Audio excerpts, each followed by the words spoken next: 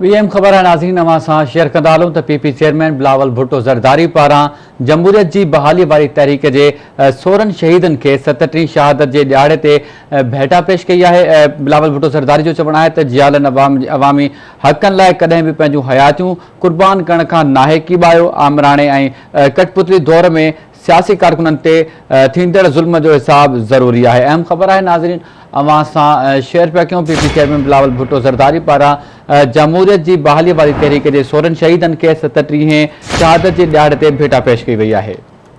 अवांखे ॿुधाईंदा हलूं त पीपी चेयरमैन बिलावल भुट्टो ज़रदारी पारां जमहूरियत जी बहाली वारी तहरीक जे 16 शहीदन खे 37वीं शहादत जे ॾियारे ते भेटा पेश कई वई आहे। बिलावल भुट्टो ज़रदारी जो चवणु आहे त जियालनि अवामी हक़नि लाइ कॾहिं बि पंहिंजूं हयातियूं कुर्बान करण खां नाहे कीॿायो।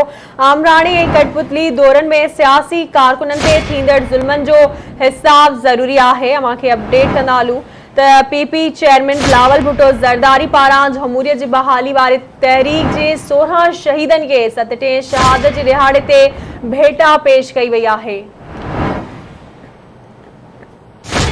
पीपी चेयरमैन बिलावल भुट्टो ज़रदारी चयो आहे त ॻोठ पुनल चांडियो जे रहवासियुनि जी अज़ीम कुर्बानीनि खे कॾहिं बि न विसारियो वेंदो। अहम ख़बर आहे नाज़रीन अवां सां शेयर पिया कयूं पीपी चेयरमैन बिलावल भुट्टो ज़रदारी पारां जमहूरियत जी बहाली वारी तहरीक जे 16 शहीदन खे 37वीं शहादत जे ॾियारे ते भेटा पेश कई वई आहे। पीपी चेयरमैन बिलावल भुट्टो ज़रदारी जो चवणु आहे त जियालनि अवामी हक़नि लाइ कॾहिं बि पंहिंजूं हयातियूं कुर्बान करण खां नाहे कीॿायो।